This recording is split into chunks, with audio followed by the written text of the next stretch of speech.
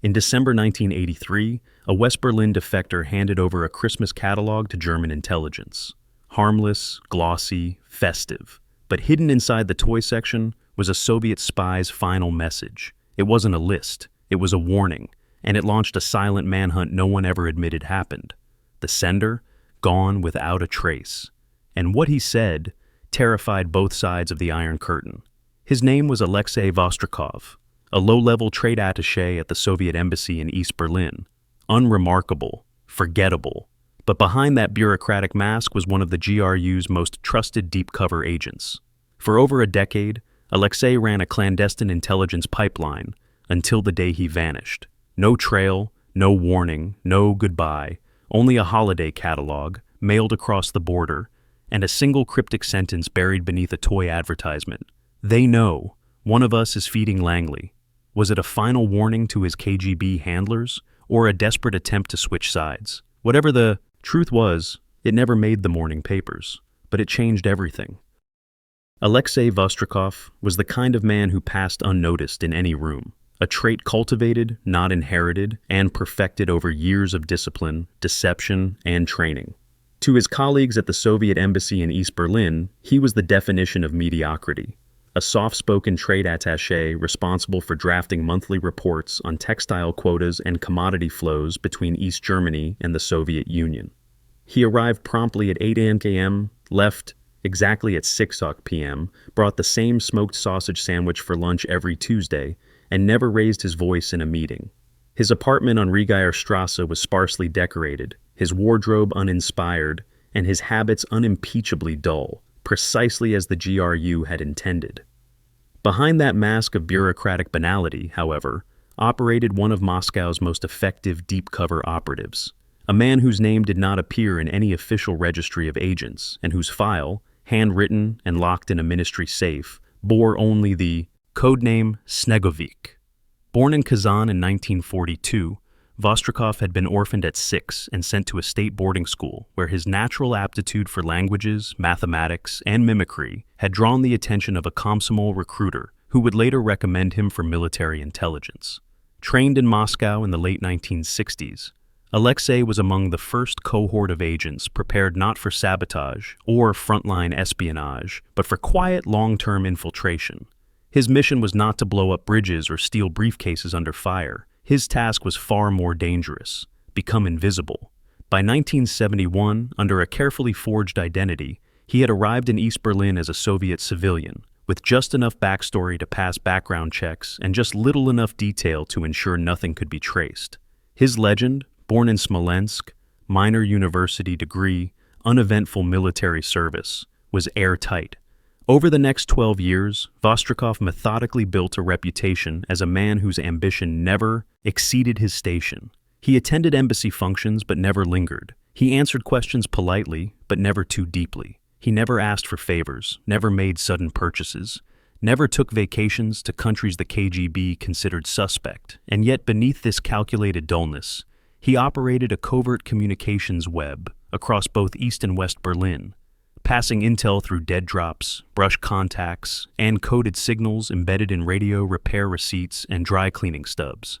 His handlers in Moscow never once had to reprimand him for deviation or carelessness. His value wasn't in the volume of information he gathered, it was in the trust he earned. Even West German intelligence, in rare intercepted chatter, noted his presence only once. Vostrikov, paper pusher, not a concern. That line would one day be quoted with bitter irony. For as the Cold War crept into its most fragile decade, and as operatives burned out or defected under pressure, Alexei remained unshaken, immune to fatigue, to doubt, to recognition. Until, one winter, something changed. He began requesting Christmas catalogs from West Berlin, not for leisure, not for gifts, but because somewhere inside, between toy trains and snowflake patterns, he planned to leave behind the last thing any spy ever wants to admit: the truth. Alexei Vostrikov's genius was not in the exotic methods of espionage, the exploding pens, the hollowed-out coins, or the dramatic trench-coated rendezvous beloved by spy novels, but in the ordinary, the invisible, the unremarkable. He built an entire network of informants and message relays using nothing more than the items that flooded daily life in Berlin, each one hand-picked for its banality. A postcard from Leipzig bearing a watermarked bird might be the signal that a message awaited in a book at the Freie Universitäts library. A receipt from a Kreuzberg dry cleaner with a 3-digit total, rounded off just enough to seem accidental, could contain coordinates to a dead drop under a loose cobblestone near Alexanderplatz. He even mastered crossword puzzles printed in weekend editions of Neues Deutschland, embedding pre-agreed words into solutions that, when pieced together by his network, formed short but precise instructions. Alexei never sent more than he needed to, never repeated a pattern twice, and always cycled his contacts every 6 months, allowing no one to know more than their designated role in the chain. His network had no hierarchy, no single point of collapse, and he operated it entirely from his tiny, rented apartment, using a combination of shorthand notes, mental maps, and a small stack of index cards that he kept inside a coffee tin marked sugar. But in 1981, something changed. Subtle at first, not alarming, but strange enough to stand out to the one man who never deviated from protocol. That year, and again the next, and then again in 1983, Alexei submitted personal requisitions for the holiday catalog from Kaufhaus des Westens, commonly known as KaDeWe Way, West Berlin's most lavish department store. On the surface, there was nothing unusual about the request. Soviet officials often gathered Western materials for cultural monitoring, and the catalogs were coveted for their photography, consumer pricing, and visual propaganda value. But Alexei's requests were not routed through official embassy channels. He asked for them by mail, using a false West Berlin address with a P.O. box redirect that slipped past most scanners. Even stranger, he asked for multiple copies, one for personal use, 2 for archiving, and 1 for linguistic analysis. A justification no one questioned, because no one cared. KaDeWe's catalogs were thick, colorful, and absurdly cheerful, filled with plastic trains, luxury watches, cookware, skiwear, perfume, and page after page of holiday greetings in cloying German script. Most agents would have dismissed them as trash. But Alexei was meticulous. Each catalog he received was measured, weighed, lightly steamed, and pressed flat with a bookbinder's precision. Certain pages were dog-eared, certain codes marked in pencil. The back cover was always annotated in faint Cyrillic with the initials AV, followed by a string of numbers. To the uninformed, they were the absent-minded marks of a bored man reviewing Western print materials. To Alexei, they were something else entirely, something he never told his handlers in Moscow, and something that would only make sense after he disappeared. Because starting in 1981, Alexei Vostrikov was no longer just managing the present, he was preparing for an exit. And the holiday catalogs? They weren't decoration. They were breadcrumbs. It arrived in a plain manila envelope with no return address and a single red line drawn diagonally across the seal, a signal prearranged by the defector and his BND contact to indicate priority-level intelligence without setting off alarm bells at customs or local sorting stations. Inside was a 1983 Kaufhaus des Westens holiday catalog, its glossy pages still smelling faintly of ink and perfume samples, its cover showing 2 blonde-haired children ice skating beneath the words Frohe Weihnachten in thick, looping script. At first glance, it seemed harmless, even whimsical, something a homesick East Berliner might keep as a reminder of the West's consumer fantasies. But the defector, whose identity remains classified to this day, had insisted that this was no sentimental souvenir. He had recovered it from the apartment of a former East German courier who had vanished a week earlier after an unscheduled meeting near the border. The catalog, he said, was not what it seemed. And so, the Bundesnachrichtendienst, skeptical but curious, brought it to their document forensics lab in Pullach, just outside Munich. The analysts started with the obvious, pencil marks on 4 corners, as though someone had folded pages and then carefully unfolded them again. The folds weren't random, they aligned in such a way that, when viewed in sequence, created a directional pattern, pages 17, 62, 93, and 147. Analysts noticed pen scratches in the margins, nothing dramatic, just faint blue lines near product codes and prices. On page E7, a full-color ad for wooden toy soldiers and wind-up trains, a faint smudge disrupted the otherwise pristine print, so faint it was nearly dismissed as a print defect. It wasn't until a junior technician ran the page under ultraviolet light that the anomaly revealed itself. A lattice of faint Cyrillic script embedded just above the smiling child holding a toy rifle, the ink reacting only under specific frequencies. The letters weren't handwritten. They were printed in microscopic blocks, spaced so precisely they must have been added with custom engraving equipment. Translated, the message read, "They know. One of us is feeding Langley. Berlin compromised. This is my last page." No name, no date, no attribution, just a chilling statement hidden beneath a child's toy advertisement, a whisper buried in capitalism's holiday cheer. The B&D team froze. This wasn't just a warning, it was a confession. A final signal from an asset who either no longer existed or no longer trusted the network he had served. Embedded in one of the most circulated print pieces of the season, the message had slipped past sensors, guards, and handlers, hidden in plain sight among sleds and scented candles. The catalog was immediately sealed, copied, and forwarded to Langley and MI6 under deep protocol. Analysts debated whether the sender had defected, been exposed, or was playing a deeper game. One thing was clear: whoever wrote that message had risked everything to deliver it. And someone, somewhere, on either side of the wall, was already cleaning up the fallout. What the ultraviolet light had revealed was only the surface layer of a far more sophisticated method, one that immediately shifted the BND's assessment from clever concealment to elite-level tradecraft: microdot photography, a technique perfected during the early Cold War and rarely used by the 1980s, except by operatives trained decades earlier. Under higher magnification, technicians discovered that the Cyrillic script was not simply printed ink, but a carrier layer, a visual mask concealing something far smaller.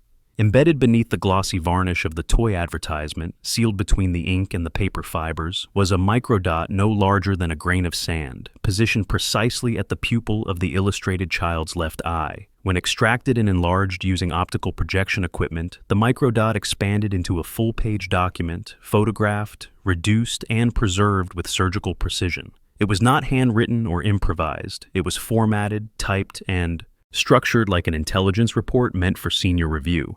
The margins were clean, the spacing deliberate, the language clipped and professional. Alexei Vostrikov had not scribbled a desperate note. He had archived his final transmission. The document detailed a breach within the Berlin intelligence ecosystem, referencing compromised routes, altered surveillance rhythms, and an unidentified source feeding classified NATO movement data directly to Langley. The most alarming line appeared near the end, set apart by spacing rather than emphasis. Counter-surveillance patterns adjusted without directive, indicates internal exposure. To the analysts reading it, the implication was unmistakable. Alexei was no longer warning Moscow about the West. He was warning everyone that the system itself had been penetrated, and that loyalty could no longer be assumed by flag or file. The choice of a toy advertisement was deliberate. Children's pages were printed with heavier gloss, less likely to be scrutinized by censors, and frequently skipped during inspections. Holiday catalogs crossed borders in bulk, handled by postal clerks, customs officers, and embassy staff who saw them as propaganda clutter. Alexei understood something many younger operatives did not. The safest place to hide a secret was where no one believed secrets belonged. Microdot technology had been taught to him in the early 1970s, when the GRU still expected wars of patience rather than speed. He had practiced embedding dots into postage stamps, typewriter periods, and photo negatives, but never before into commercial gloss print. That required custom lenses, chemical bonding agents, and exact humidity control, equipment Alexei should not have had access to, which raised a second, more disturbing question for the B&D. Who had helped him? Or had he been preparing this exit for years, assembling tools piece by piece, unnoticed by both his handlers and his enemies?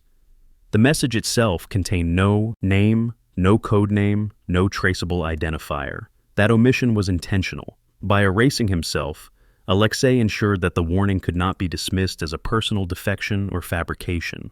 It stood alone, unsupported by identity, demanding to be evaluated on content alone.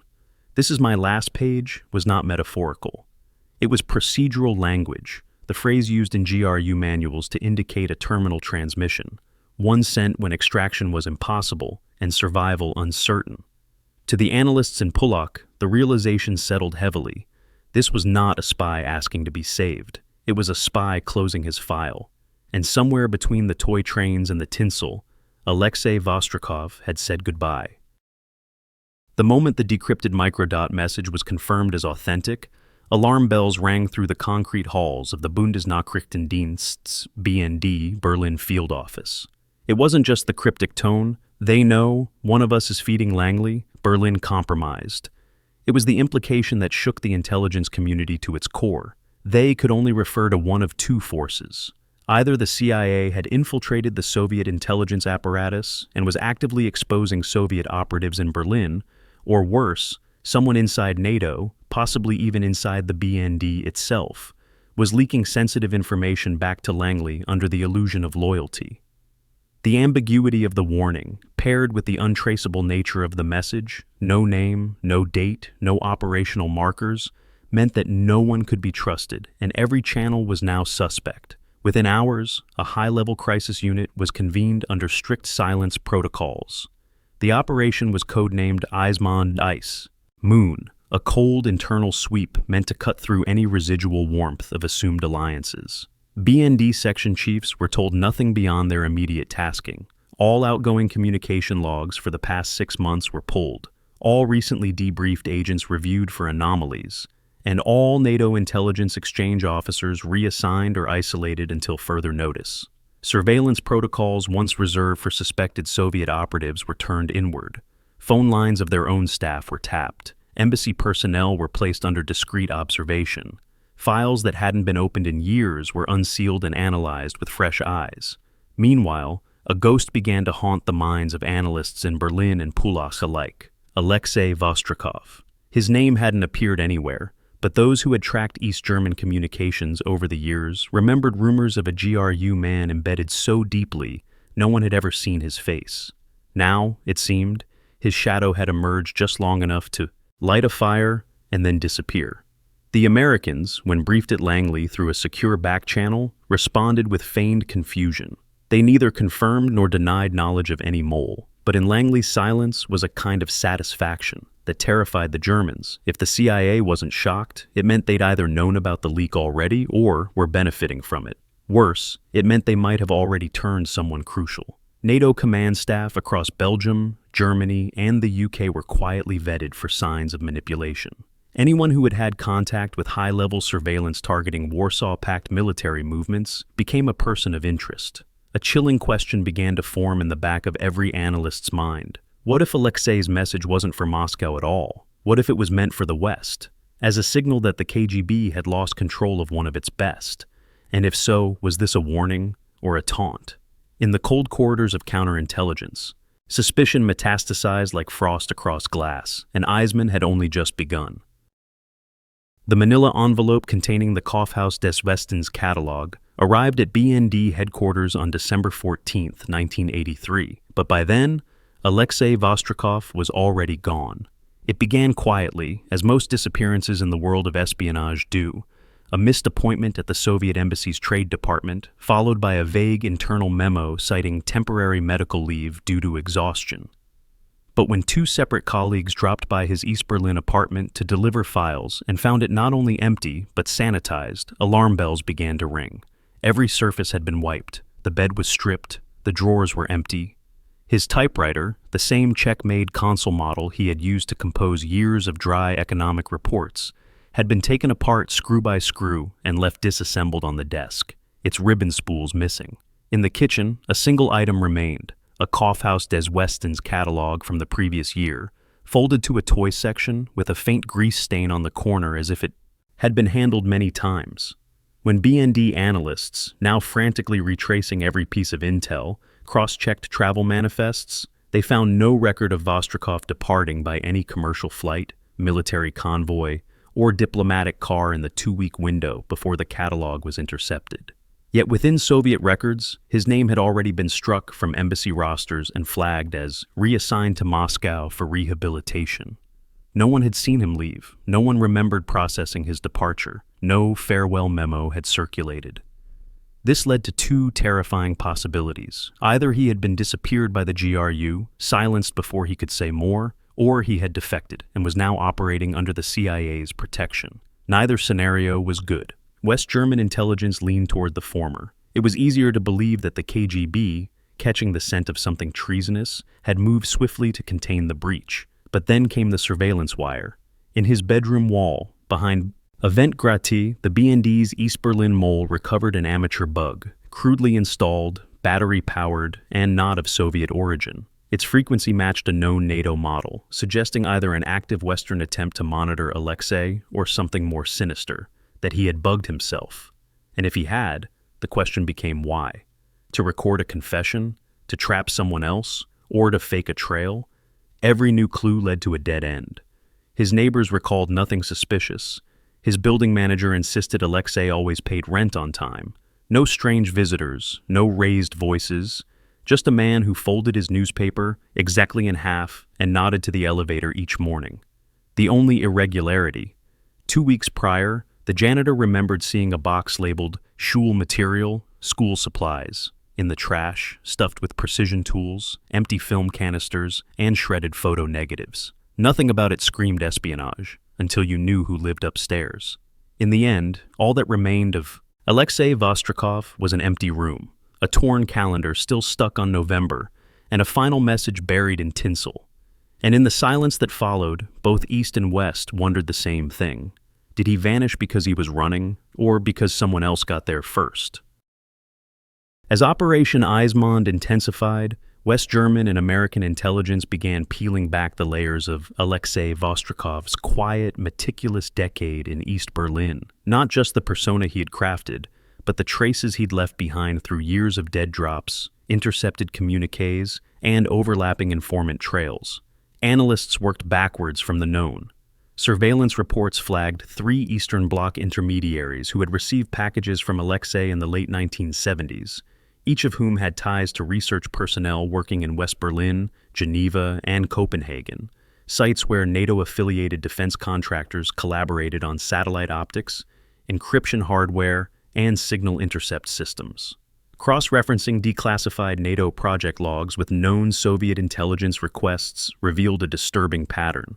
Multiple Soviet breakthroughs in signal jamming and radar ghosting techniques had occurred within months of classified NATO testing phases.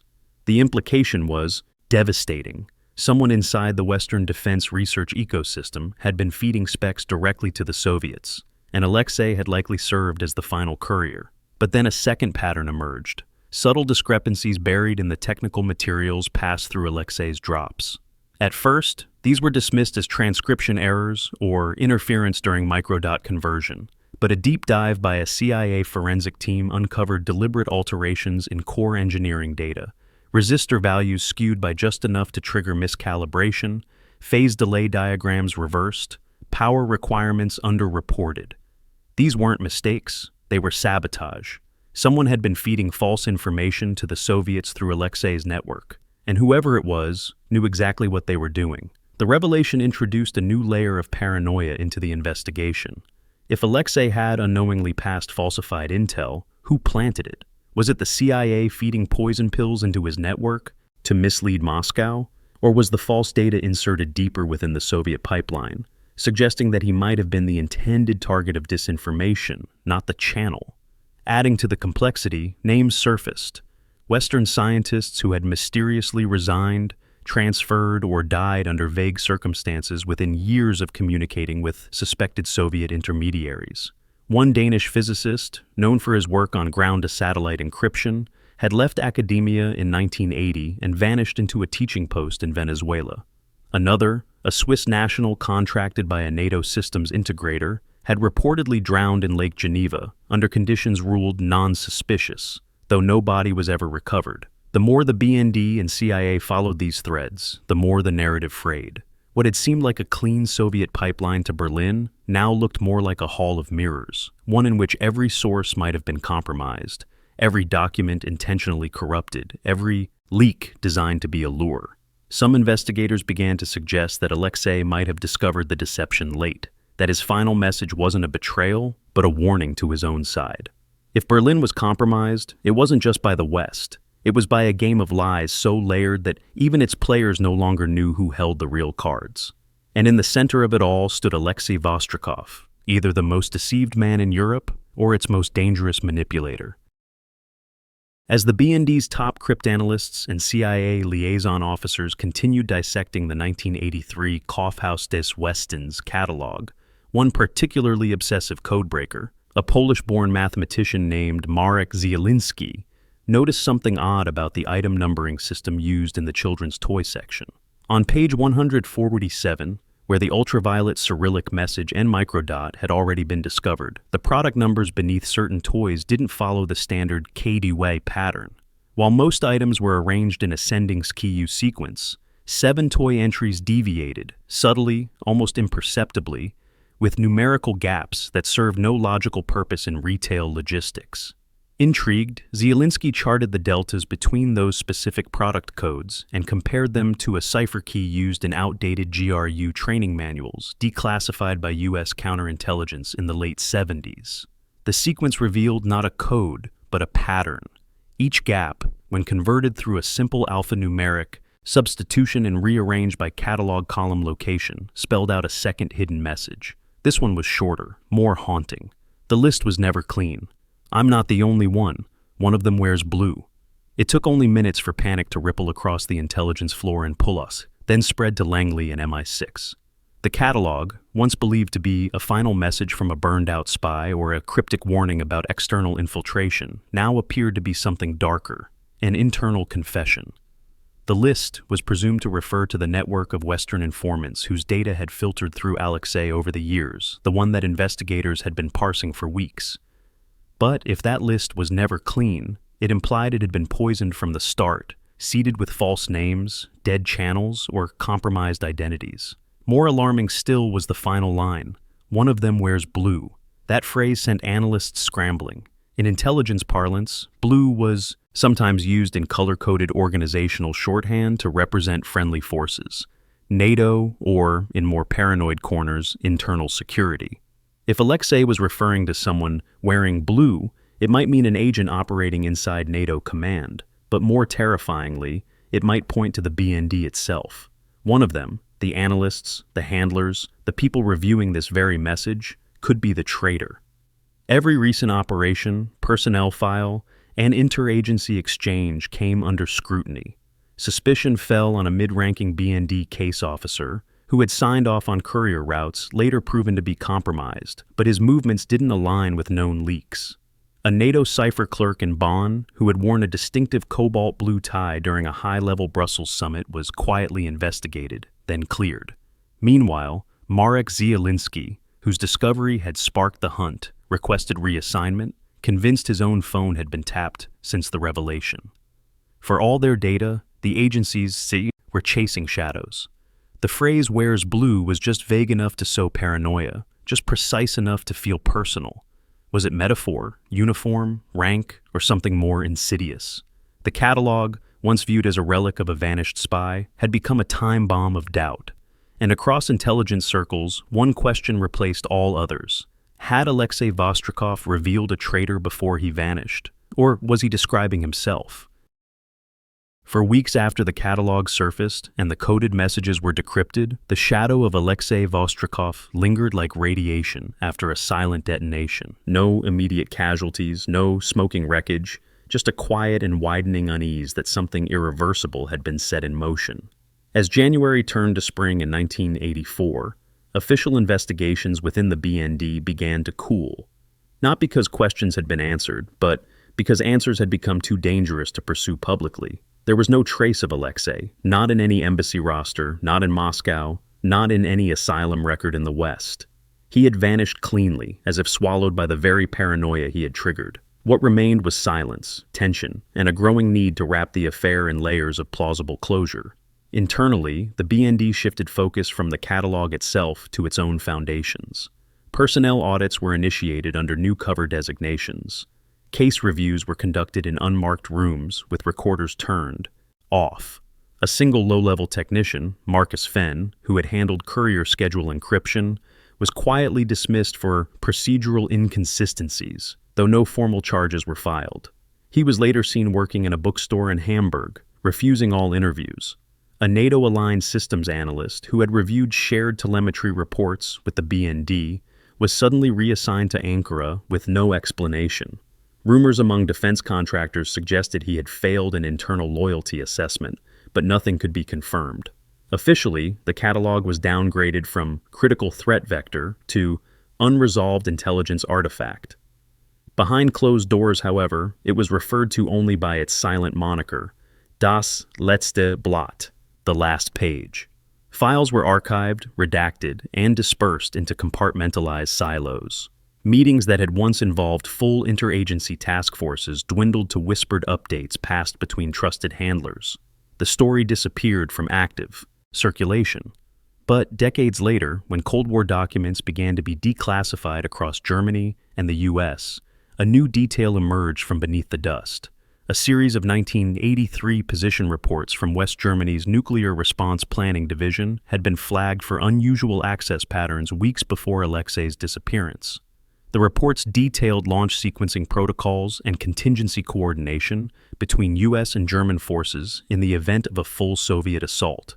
These protocols were supposed to be protected by layered authentication, but someone with backdoor access had requested them 3 times under different pretexts. The requests were denied. The breach attempt was logged, but never investigated. Now, in the context of Alexei's warning, Berlin compromised. One of them wears blue. Analysts looking back saw a narrow escape. The protocols had never been exposed. The mole, whoever it was, had been stopped by internal safeguards, or, more likely, by fear. The message in the catalog may have spooked the traitor, or perhaps it had exposed them just enough to make them retreat. Either way, Alexei's cryptic farewell may have sealed more than just his own fate. It may have quietly closed a door through which West Germany's most devastating contingency plan could have leaked. And in that realization, years later, was the final irony. The spy who spoke last said the least, but saved the most. In the end, there was no funeral for Alexei Vostrikov, no monument, no formal closure, only a void shaped by whispers, a single microdot, and a string of coded phrases that rippled across the intelligence community like a stone dropped into a frozen lake.